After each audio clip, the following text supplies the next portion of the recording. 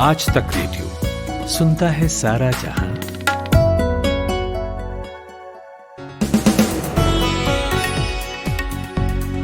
छह मई गुरुवार आज तक रेडियो पर यह है शाम का न्यूज एनालिसिस पॉडकास्ट दिन भर, और मैं हूं कुलदीप मिश्र। सुप्रीम कोर्ट ने सरकार से कहा है कि वो समय रहते अभी से तीसरी लहर की तैयारियां शुरू कर दे। कब आ सकती है तीसरी लहर, इस पर अलग अलग अनुमान हैं, लेकिन महाराष्ट्र ने क्या तैयारियां शुरू कर दी हैं इस पर बात करेंगे। और सीटी स्कैन कराने पर जो कंफ्यूजन बना है, एम्स के डायरेक्टर का कहना है कि एक सीटी स्कैन 300-400 एक्सरे के बराबर खतरनाक हो सकता है, लेकिन रेडियोलॉजी के एक्सपर्ट्स ऐसा नहीं मानते। तो कोविड का शक हो तो सीटी स्कैन कराएं या नहीं, इस पर बात होगी। और वैक्सीन प्रोडक्शन बढ़ाने के मोर्चे पर भारत और साउथ अफ्रीका जैसे देशों को आज एक अच्छी खबर मिली है, उस पर बात करेंगे। और बताएंगे कि कोविड रिकवरी के बाद कैसे लोग इंश्योरेंस कंपनियों के रवैये से परेशान महसूस कर रहे हैं। और आखिर में उम्मीदों के रोशनदान में कुछ मददगारों की बात होगी, लेकिन पहले हेडलाइंस जमशेद कमर सिद्दीकी से।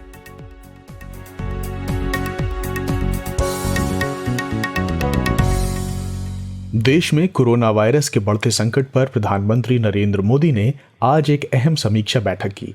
पीएमओ के मुताबिक प्रधानमंत्री को बताया गया कि करीब 12 राज्यों में सक्रिय मामले 1 लाख से अधिक हैं।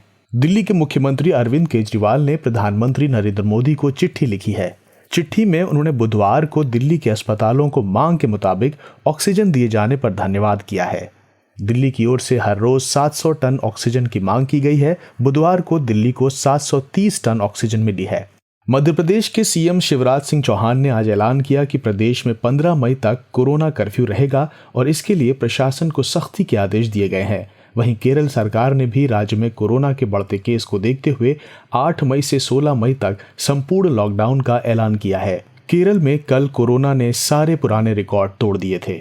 महाराष्ट्र इस वक्त कोरोना की दूसरी लहर का सामना कर रहा है, लेकिन इस संकट के बीच सुप्रीम कोर्ट ने ऑक्सीजन सप्लाई से निपटने के लिए मुंबई की तारीफ की है। सुप्रीम कोर्ट ने बीएमसी के काम को सराहा है और दिल्ली को उससे सीखने के लिए कहा है।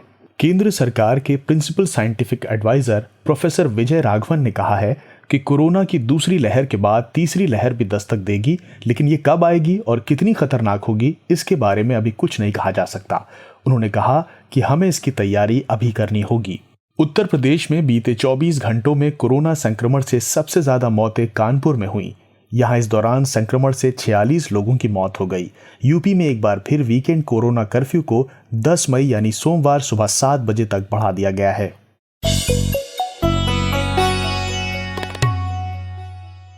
आज तक रेडियो पर यह दिन भर, और मैं हूं कुलदीप मिश्र। कोरोना वायरस की दूसरी लहर से देश जूझ रहा है और अब तीसरी लहर से निपटने की तैयारियों की बात शुरू हो गई। तैयारियां शुरू हुई नहीं, पर बात शुरू हो गई है। सुप्रीम कोर्ट ने आज केंद्र सरकार से कहा कि वो तीसरी लहर के लिए ऑक्सीजन के इंतजाम और बाकी तैयारियां शुरू कर दे। जस्टिस चंद्रचूड़ ने यह कहा कि अगर आज से हम तैयारी शुरू करते हैं तो शायद हम इसे टैकल कर पाएं। और ये सिर्फ राज्यों को ऑक्सीजन का कोटा एलोकेट करने की बात नहीं है, बल्कि उन्हें अस्पतालों तक पहुंचाने के लॉजिस्टिक्स की बात है कि हम ऑक्सीजन को ट्रांसपोर्ट भी कर सकें जहां जहां उसकी ज़रूरत है। कल ही प्रधानमंत्री के प्रिंसिपल साइंटिफिक एडवाइज़र डॉक्टर केवी विजय राघवन ने कहा था कि महामारी की तीसरी लहर का आना तय है। इनएविटेबल शब्द का इस्तेमाल उन्होंने किया था, लेकिन वो कब तक आएगी इसका अंदाज़ा उन्होंने अभी नहीं दिया था। The phase 3 is inevitable given the high levels of circulating virus, but it's not clear on what time scale this phase 3 will occur. Hopefully incrementally, but we should prepare for new waves. महामारियों के विशेषज्ञ हैं Indian institute of public health में professor doctor Girdhar बाबू। उनका ये अंदाज़ा है, अनुमान है कि नवंबर के आखिर में या दिसंबर के पहले हफ्ते में कोरोना की तीसरी लहर आ सकती है। और इस बार लोगों की जान बचाने के लिहाज से दिवाली का त्यौहार बहुत महत्वपूर्ण होगा कि दिवाली पर हम कितनी सावधानियां रख पाते हैं। ये भी उन्होंने कहा कि अगली लहर नौजवानों पर ज़्यादा असर डाल सकती है, उन्हें ज़्यादा चपेट में ले सकती है। अब इसमें तीसरा बयान भी है, वो महाराष्ट्र के स्वास्थ्य मंत्री राजेश टोपे का है। उन्होंने कहा है कि तीसरी लहर सितंबर तक आ सकती है। ऐसा हो भी सकता है क्योंकि दूसरी लहर भी सबसे पहले महाराष्ट्र में आई और अब वहाँ डिक्लाइनिंग ट्रेंड है, इसलिए महाराष्ट्र में तीसरी लहर की तैयारियां शुरू हो चुकी हैं। मुंबई में आज तक रेडियो रिपोर्टर हैं सौरभ वक्तानिया, हमने उनसे बात की और पूछा कि राज्य सरकार की महाराष्ट्र में और ख़ासकर मुंबई में थर्ड वेव के असर को कम करने के लिए क्या तैयारियां की। तो पूरे महाराष्ट्र की अगर जो मैं बात करूं और खास तौर पे मुंबई की बात करूं तो देखिए सेकेंड वेव में हमें ये पता चला है कि ऑक्सीजन की कमी साफ देखी जा रही है। यानी कि अगर कोविड पेशेंट की जान बचानी है तो दो चीज चाहिए ही चाहिए, एक है ऑक्सीजन और दूसरा है वेंटिलेटर बेड की। तो जब मुख्यमंत्री उद्धव ठाकरे ने कल जब बात की लोगों से, तो उन्होंने भी साफ कहा कि ऑक्सीजन की क्षमता हमें कैसे भी करके बढ़ानी है। जी देखिए, अगर हम रोजाना बात करें तो पूरे महाराष्ट्र में 1200 मैट्रिक टन जो है वो निर्यात होता है, लेकिन जो जरूरत है पूरे महाराष्ट्र की वो 1600 से 1700 टन तक है। अब ये कैसे ना कैसे करके जुगाड़ करके यहाँ से लेके वहां से लेके, अब फिलहाल पूरे मुंबई और महाराष्ट्र में कभी ऑक्सीजन की इस समय कमी नहीं आई है, लेकिन उनका ये कहना है कि आने वाले समय में क्या हो ये पता नहीं। इसलिए उनका कहना है कि हमें ज्यादा से ज्यादा ऑक्सीजन प्लांट्स लगाने पड़ेंगे। अब उसके लिए फुल जोर से एक मिशन शुरू हुआ है और उसका नाम है मिशन ऑक्सीजन। और उद्धव ठाकरे का कहना है कि ये जो इसकी क्षमता हम रोजाना 3000 मैट्रिक टन ऑक्सीजन का निर्यात करने की कोशिश करेंगे। मुंबई में बात करें तो मुंबई में ऑलरेडी 45 प्लांट्स लगाने की तैयारी शुरू हो चुकी है, टेंडर्स इशू कर दिए गए हैं और बीएमसी का कहना है कि आने वाले 45 दिनों में जो है ये सारे ऑक्सीजन प्लांट्स लग जाएंगे, जिससे पूरी तरीके से मुंबई अपने आप पर ही ऑक्सीजन के लिए निर्भर हो जाएगा। यानी कि बाहर से कोई ऑक्सीजन लेने की जरूरत नहीं पड़ेगी। दूसरी अगर जो बात करें तो पूरे महाराष्ट्र में 12,000 वेंटिलेटर्स है, लेकिन इसकी भी क्षमता 2 गुनी करने की कोशिश की जा रही है। रेमडेसिविर की भी बात करें तो लगातार वो एक्सपोर्टर्स और बाकी जो मैन्युफैक्चरिंग कंपनीज है उनसे भी लगातार बात करें कि रेमडेसिविर की जो डिमांड है वो अधिक से अधिक की जाए। सबसे बड़ा दूसरी बात अगर जो मैं आपको बता दूं तो वैक्सीनेशन एक बहुत इंपॉर्टेंट है, लेकिन कल उन्होंने साफ कहा कि उनको भी पता है कि पूरे देश में वैक्सीन की कमी है, इसलिए वो अभी किसी पर आरोप नहीं लगा रहे, लेकिन जब भी सप्लाई हो तो महाराष्ट्र को प्रायोरिटी दी जाए। उनका कहना है कि पूरे महाराष्ट्र में 6 करोड़ लोग हैं जो 18 से 44 के बीच की कैटेगरी में आते हैं, तो 12 करोड़ डोजेस की बहुत सख्त जरूरत है।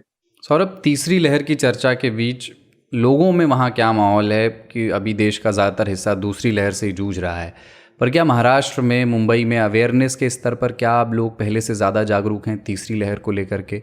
और मुंबई के बारे में ख़ास तौर से बताइए कि वहाँ हालात बहुत ख़राब रहे, बीएमसी का क्या असेसमेंट है आगे के समय को लेकर?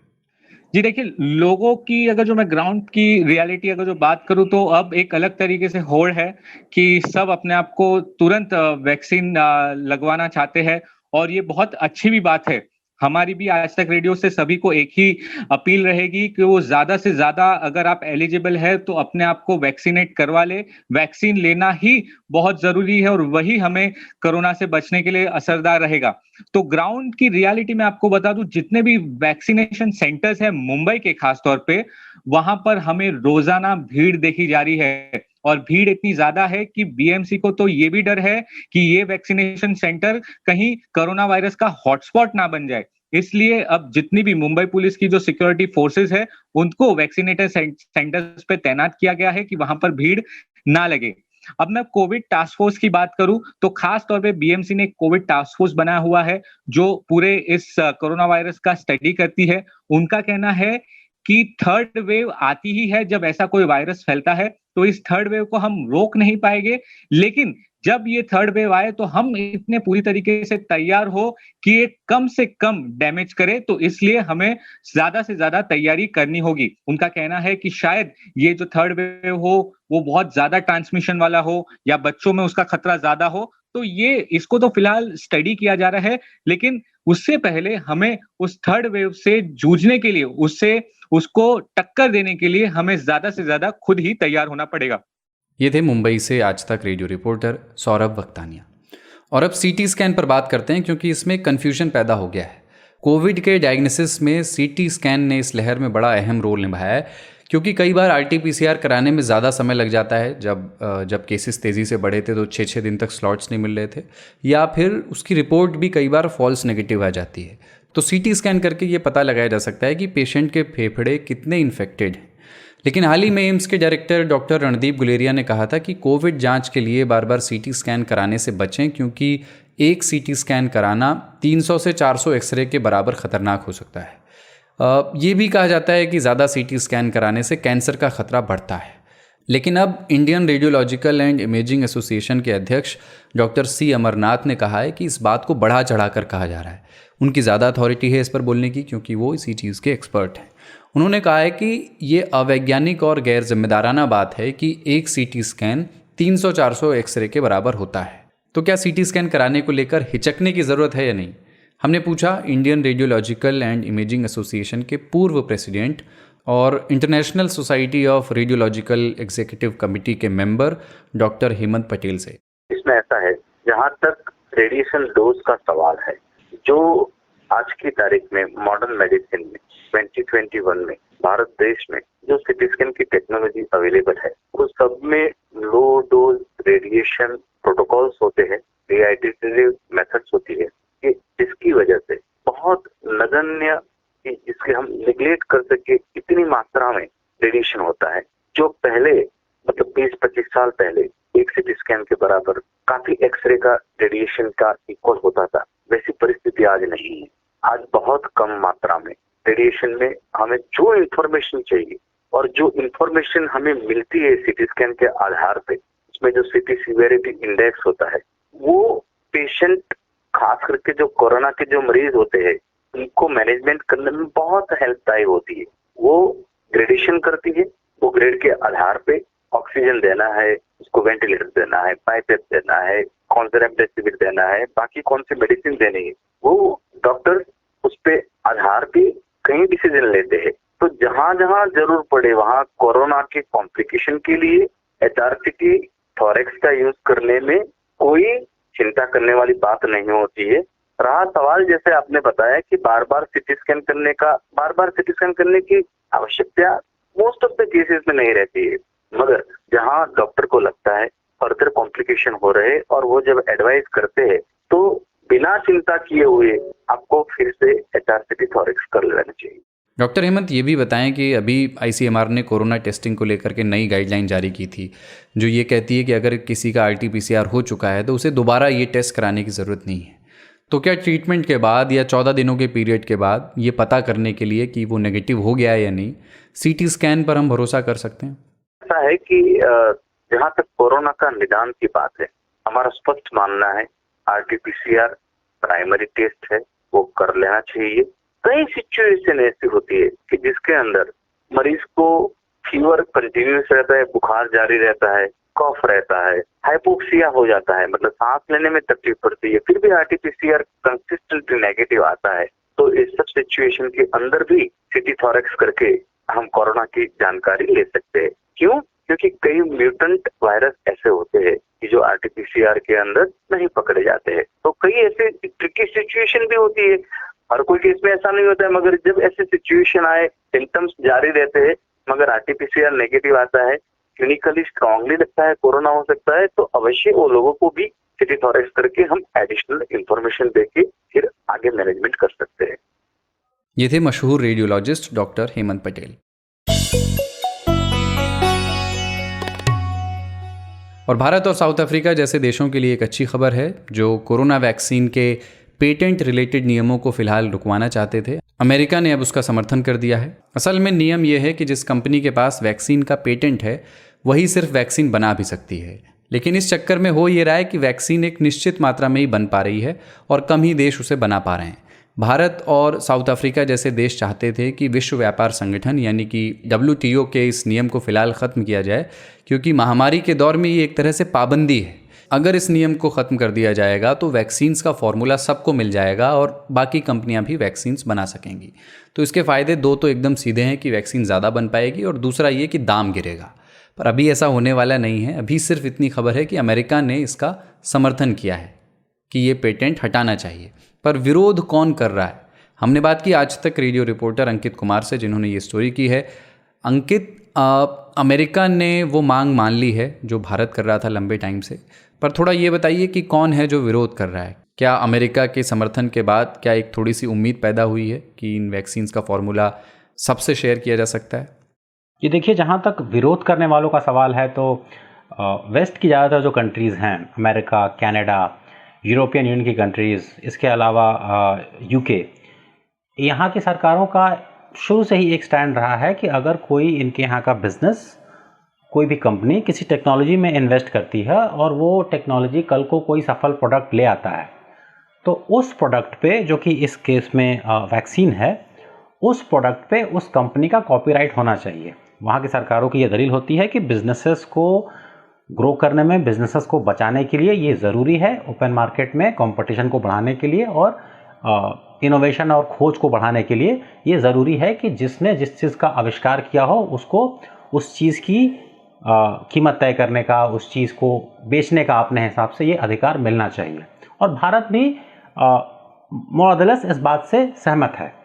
लेकिन पिछले साल जब कोविड की बीमारी ने पूरी दुनिया को अपनी गिरफ्त में ले लिया, तो एक प्रस्ताव भारत और दक्षिण अफ्रीका की तरफ से WTO के सामने दिया गया कि क्यों नहीं इस महामारी से निपटने के लिए ये प्रावधान लाया जाए कि कोविड से लड़ने के लिए जितने भी रिसोर्सेज हैं, चाहे वो दवाएं हों, इक्विपमेंट्स हों, वैक्सीन्स हों, उन पे किसी तरह का पेटेंट का क्लेम नहीं लगना चाहिए। और उसके पीछे दलील ये दी गई कि चूँकि ऐसे कई देश हैं जो कि गरीब देश हैं या जो विकासशील देश हैं जहाँ पे आबादी ज़्यादा है, लेकिन वहाँ पे इस तरह के संसाधन नहीं हैं और ना ही लोगों के पास इतने पैसे हैं कि वो महंगी वैक्सीन्स खरीद सकें, तो क्यों ना पेटेंट हटा के एक ऐसा सिस्टम बना दें कि छोटी कंपनीज हर देश की जहाँ जिसकी जैसी क्षमता होगी वो उस टेक्नोलॉजी का इस्तेमाल कर लेगा जिस टेक्नोलॉजी का इस्तेमाल बड़े देश कर रहे हैं, उस पर कोई पेटेंट या कोई कानूनी कार्रवाई नहीं होनी चाहिए और इससे लाखों करोड़ों लोगों की जान बचाने में मदद मिलेगी। ये प्रस्ताव भारत और दक्षिण अफ्रीका की तरफ से WTO के सामने पिछले साल पेश किया गया था। आज से पहले तक ये स्थिति थी कि अमेरिका की सरकार इसका विरोध करती रही है। अमेरिका की सरकार का जो पुराना पोजीशन था वो ये था कि नहीं, चूँकि कंपनियां हैं, कंपनियों ने उसमें पैसा इन्वेस्ट किया है, उन्होंने रिस्क लिया है वैक्सीन को बनाने में, तो उसका पेटेंट उठा लेना ठीक नहीं होगा। इससे उनकी दलील ये थी कि इससे बिजनेसेस को नुकसान होगा और अगली बार जब कोई महामारी आएगी, कोई बीमारी आएगी, तो कोई भी कंपनी पैसे खर्च नहीं करेगी। खैर, आज ये चीज़ बदल चुकी है। अमेरिका ने अपने इस स्टैंड में बदलाव किया है और कहा है कि अब वो इस बात का समर्थन नहीं करता और पेटेंट को वैक्सीन से कम वेव ऑफ हो जाना चाहिए। ये है अभी तक की तरक्की। अच्छा अंकित, मैं देख रहा था कि pharmaceutical research and manufacturers of America नाम का एक संगठन है, वहाँ दवाई कंपनियों की जो एक संस्था है, वो विरोध में है बाइडेन प्रशासन की इस बात के। कितनी इन्फ्लुएंशियल है वो और कितना रेलेवेंट है उनका विरोध? ये देखिए, WTO के नेगोशिएशंस प्रक्रिया को समझना होगा। WTO में जो नेगोशिएशंस होते हैं वो टेक्स्ट नेगोशिएशंस होते हैं, यानी एक देश कोई एक लिखित प्रस्ताव देता है, दूसरा देश उसी प्रस्ताव का लिखित समर्थन, लिखित विरोध या कुछ लिखित उसमें सुझाव देता है। कुल मिला के ये जो प्रक्रिया होती है WTO की, वो कई महीनों चल सकती है। तो अगर हम इस बात की उम्मीद पाले हुए हैं कि अमेरिका के WTO के सामने स्टैंड चेंज कर लेने से हमारे और आपके जीवन में बहुत जल्दी कोई बदलाव आ जाएगा, कोई सुधार आ जाएगा, कल को हमें अमेरिकी वैक्सीन्स मिलनी शुरू हो जाएंगी, तो ये थोड़ा सा अभी होता हुआ नहीं दिख रहा, ये अभी संभव नहीं है। हाँ, इसका एक दूसरा पहलू है जो कि एक पॉजिटिव पहलू है, वो ये है कि कल तक जो नेगोशिएशंस चल रही थी, मान लीजिए फाइजर कंपनी एक बड़ी कंपनी है, उसका वैक्सीन बहुत सक्सेसफुल वैक्सीन माना जाता है, कल को उसकी जो बातचीत चल रही थी भारत सरकार या किसी स्टेट गवर्नमेंट के साथ या यहाँ के किसी लोकल कंपनी के साथ, तो कल तक उस कंपनी के पीछे अमेरिकी सरकार खड़ी थी उसके पेटेंट को बचाने के लिए। अब उस कंपनी को भी ये पता है कि उसके पीछे वो सरकार नहीं खड़ी है, तो हो सकता है कि उस कंपनी की बार्गेनिंग पावर कम हो जाए, वो कंपनी ज़्यादा रिलेंट करे, वो प्राइस नेगोशिएशन में थोड़ी पीछे हट जाए, कुछ और शर्तों में पीछे हट जाए, और शायद जो हम जिस तरह की गवर्नमेंट टू गवर्नमेंट डील या कंपनी टू गवर्नमेंट डील की एक्सपेक्टेशन कर रहे थे या कंपनी टू कंपनी डील की भी एक्सपेक्टेशन कर रहे थे भारत की किसी कंपनी के साथ, तो हो सकता है कि इस तरह की कोई डील हो जाए और आने वाले कुछ समय में कुछ इस तरह की डील के तहत अमेरिकी वैक्सीन्स भारत में मिलनी शुरू हो जाएं। लेकिन एक बात और समझना होगा कि सिर्फ पेटेंट सब कुछ नहीं होता है। mRNA वैक्सीन जो अभी अमेरिका में चल रही हैं वो बिल्कुल एक नया प्लेटफॉर्म है, उसके लिए स्किल सेट, इंफ्रास्ट्रक्चर, उस तरह की टेक्नोलॉजी, रॉ मटेरियल्स, ये सारी चीज़ें चाहिए होंगी। तो ऐसा नहीं है कि सिर्फ WTO के सामने अमेरिका के स्टैंड चेंज कर देने से भारत में अमेरिकी वैक्सीन मिलनी शुरू हो जाएंगी। ये एक अच्छी शुरुआत ज़रूर है, लेकिन इसे फ्रूटफुल होने में थोड़ा समय लगेगा।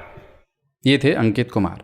कोरोना की महामारी एक बड़ा संकट जेब के लिए भी लेकर आई है। प्राइवेट अस्पताल में इलाज का खर्च बहुत है, इसलिए जब ये महामारी आई तो बड़ी संख्या में लोगों ने हेल्थ एंड लाइफ इंश्योरेंस कराए, लेकिन इंश्योरेंस कंपनियों ने कोविड से रिकवर हुए लोगों को इंश्योरेंस देने के लिए अब कड़े नियम लागू कर दिए हैं। ऐसे में लोगों को नई पॉलिसी लेने के लिए अब 3 से 6 महीने का इंतजार करना पड़ रहा है। साथ ही कंपनियां वैक्सीनेशन का ब्यौरा भी मांग रही हैं, कई केसेस में अतिरिक्त मेडिकल टेस्ट भी करवा रही हैं। अब वो लोग जो ऑलरेडी परेशान हैं उनकी परेशानी इससे और बढ़ रही है। जिनके साथ भी ऐसा हुआ है वो अनसिक्योर महसूस कर रहे हैं।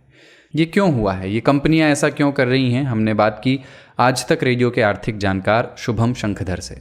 जी देखिए, बीमा कंपनियों को क्लेम में आनाकानी करनी चाहिए या नहीं, इसका तो कोई सवाल ही नहीं है, क्योंकि चाहे कंपनी गलत हो या हॉस्पिटल, जो सफ़र करता है वो दरअसल वो पेशेंट करता है या जो उसके तीमारदार होते हैं वो करते हैं, जो दरअसल उस पेशेंट को लेकर उस हॉस्पिटल में आते हैं।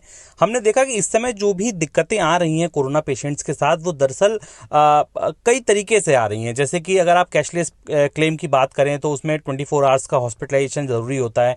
अब हॉस्पिटल्स के संग ये है कि वो पेशेंट को अगर एडमिट कर लें, कल को आपका क्लेम रिजेक्ट हो जाता है तो इसलिए वो सिक्योरिटी मनी मांगते हैं कि आप पहले 24 घंटे का सिक्योरिटी जमा कर दीजिए, क्योंकि प्रोसेस होने में टीपीए का या इंश्योरेंस कंपनी के पास इंटीमेशन भेजने में और वहाँ से प्रोसेस होने में करीब 24 घंटे लग जाएंगे। तो बहुत सारे हॉस्पिटल्स आपसे शुरुआत में एक पैसा ले लेते हैं और आपको 24 घंटे के लिए एडमिट कर लेते हैं। इसके बाद आपका जो प्रोसेस होता है वो चलता है, आपकी तरफ से बिल जाता है, क्वेरी रेज होती हैं।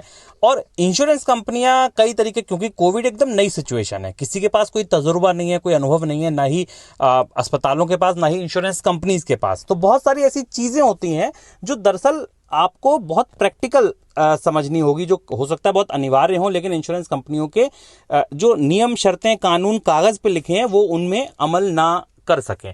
तो देखना ये होगा कि इस सिचुएशन को निपटने के लिए अस्पतालों को, इंश्योरेंस कंपनियों को आगे आना होगा, जिससे कि जो ज़मीन पे इस समय स्थिति है उसको सुधारा जा सके। कई ऐसी केस स्टडी मेरे पास हैं, जब मैं स्टोरी करने उतरता हूं, लोगों से बात करता हूं, कई ऐसे लोग हैं जो इस वजह से परेशान है कि अभी तक क्लेम होकर नहीं आया और हमें डेथ होने के बाद बॉडी नहीं मिल पा रही है हॉस्पिटल से, या फिर ऐसे लोग हैं जो इस वजह से क्लेम नहीं ले पाए, कैशलेस नहीं ले पाए, क्योंकि उनको बहुत जल्दी अपने पेशेंट को एडमिट कराना था और बेड मिले ना मिले ये तय नहीं था, तो उन्होंने कहा ठीक है हम खुद ही पे करेंगे, बाद में रिम्बर्समेंट करेंगे। इस तरीके की बहुत सारी सिचुएशन आ रही हैं, क्योंकि बेड्स को लेकर, ऑक्सीजन सिलेंडर को लेकर, आईसीयू रूम्स को लेकर बहुत ज़्यादा मारामारी है, जो हम देख रहे हैं पूरे देश के अलग अलग विभिन्न राज्यों से ऐसी खबरें आ रही हैं। शुभम, हमारे यहाँ इंश्योरेंस का एक रेगुलेटर भी है सरकारी, इरडा जिसको बोलते हैं, IRDA। क्या IRDA इस पर कुछ हरकत में दिखता है, कोई कदम उठाया जा रहा है? और अगर नहीं तो फिर आम लोगों के पास ऑप्शन क्या है, क्या विकल्प है? देखिए, IRDA एक सशक्त, मैं कहूँगा कि इंश्योरेंस सेक्टर का, बीमा सेक्टर का नियामक है, और बहुत सारी डायरेक्शन पिछले 1 साल से 1.5 साल से, जब से ये कोरोना चल रहा है तब से IRDA की तरफ से दी गई हैं। चाहे वो 60 मिनट में कंपनियों को ये डायरेक्शन दिया गया कि आप रिस्पॉन्ड करें, 2 से 3 घंटे का समय सेटलमेंट के लिए दिया गया, ये भी बोला गया कि कोविड के सारे इलाज आप अगर जनरल पॉलिसी आप पर तो करें। तमाम बीमा कंपनियों को ये बोला गया कि आप कोविड स्पेशल पॉलिसी, 2 पॉलिसी हमने देखा कि कोविड कवच और कोविड रक्षक, 2 पॉलिसी कंपनियों की तरफ से लाई गई। तो IRDA काफ़ी तमाम प्रयास कर रही है, लेकिन नियामक की ओर से प्रयास करना, नियम बता देना, हमने देखा कि हाई कोर्ट के ऑर्डर आए, उसके बाद IRDA ने कंपनियों को ये भी कहा कि आप प्रोसेस में तेजी लाएं। हमने ये भी देखा कि अभी कुछ कंपनीज पर IRDA ने नियमों को पालन ना करने के लिए जुर्माना भी लगाया है। लेकिन समझने की बात यह है कि बहुत सारी चीज़ें ऐसी प्रैक्टिकल हैं जो आप नियम, कायदे, कानून या उनमें लिखकर बांध नहीं सकते। बीमा का कागज पे लिखे होने से ज़्यादा ज़रूरी है कि जब आप अस्पताल में पहुंचे तो वो बीमा आपके काम आ पाए। तो इसके लिए आपको जो मौजूदा परिस्थितियां हैं, जो मौजूदा स्थिति है, उसको समझते हुए बहुत सारे निर्णय लेने होंगे। शायद मुझे लगता है IRDA को इस दिशा में, इस बारे में कुछ जरूर सोचना चाहिए। ये थे शुभम शंखधर। और अब रोज़ की तरह हमारा ख़ास सेगमेंट उम्मीदों के रोशनदान, जिसमें बात होती है उन लोगों की जो महामारी में एक दूसरे की मदद करके उम्मीद पैदा कर रहे हैं। सुनिए जमशेद कमर सिद्दीकी को। उम्मीदों का रोशनदान।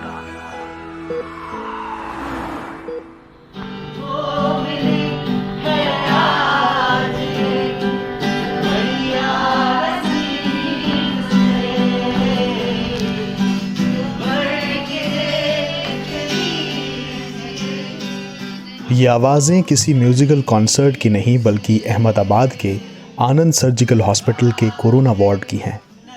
बेड पर लेटे मरीज इस खूबसूरत धुन पर अपनी ज़िंदगी के सबसे मुश्किल दौर में कुछ वक्त के लिए ही सही अपनी तकलीफ़ों को भूल जाते हैं। और इस आवाज़ के पीछे जो चेहरा है वो है जोएल मोगेरा का। जोएल एक म्यूज़िक टीचर हैं और अहमदाबाद में म्यूज़िक मैनियक नाम की एक एकेडमी चलाते हैं। कहानी यहाँ से शुरू होती है कि जोएल के पिता को कोरोना हुआ। उन्हें आईसीयू में भर्ती किया गया। जोएल एक बार उनसे मिलना चाहते थे। उन्होंने डॉक्टरों से मिन्नतें की, लेकिन डॉक्टरों ने संक्रमण के डर से उन्हें मना कर दिया। लेकिन जब जोएल ने लगातार रिक्वेस्ट की और ये भरोसा दिलाया कि वो सारे प्रोटोकॉल्स फॉलो करके जाएंगे, तो डॉक्टर मान गए। जोएल पीपीई किट पहनकर अपने पिता से मिलने गए, लेकिन जब गए तो अपने साथ अपना गिटार भी ले गए और पापा के फेवरेट सिंगर किशोर कुमार के गाने के साथ वार्ड में दाखिल हुए।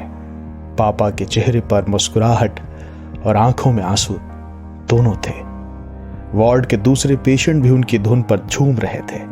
थोड़े वक्त के लिए ही सही, लेकिन अपनी तकलीफों को भूलकर वो मुस्कुरा पा रहे थे। सुनिए जोएल मोगेरा को। टू बी वेरी ऑनेस्ट, ये काम हमने शुरू किया था इसलिए क्योंकि मेरे पापा आईसीयू में थे, तो मुझे लगा कि उन्हें थोड़ा लाइट मूड कर देता हूँ उनका।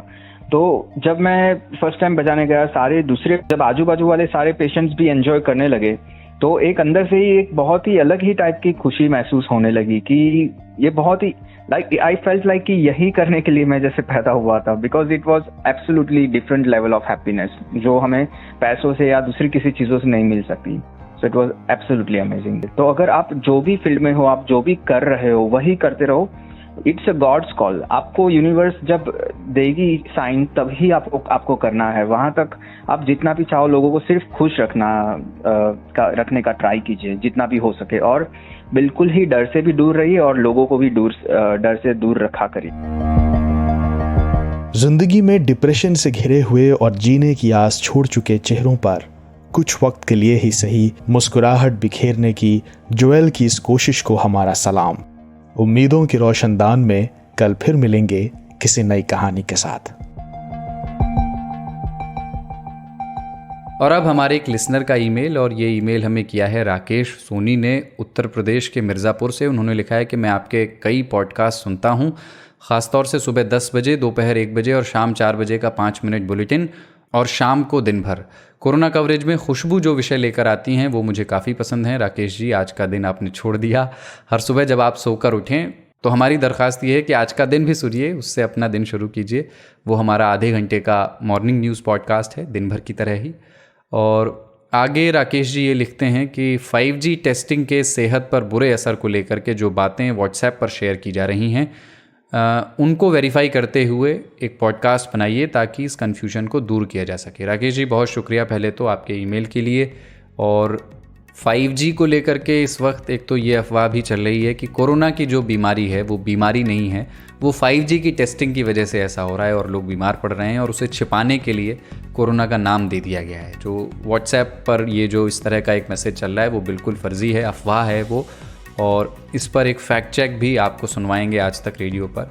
दूसरी बात जो आपने कही कि क्या 5G टेस्टिंग वाकई सेहत पर बुरा असर डाल सकती है, इस पर भी ज़रूर हम एक पॉडकास्ट बनाएंगे जो पूरी तरह से साइंटिफिक होगा, और ये अच्छा विषय है। सुझाने के लिए आपका शुक्रिया।